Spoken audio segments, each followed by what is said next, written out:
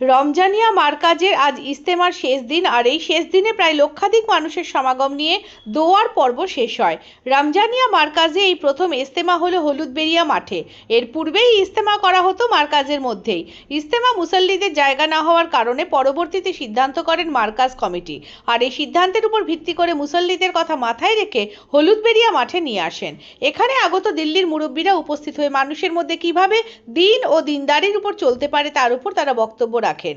এখান দিয়ে সারা দেশ তথা বিদেশে জামাত পৌঁছে যাবেন মানুষের দোরগোড়ায় পৌঁছে দিয়ে আল্লাহ ভোলা বান্দারা কি করে আল্লাহর সঙ্গে জুড়ে যায় এবং পৃথিবীতে শান্তি নেমে আসে তারই বার্তা দেন তারা।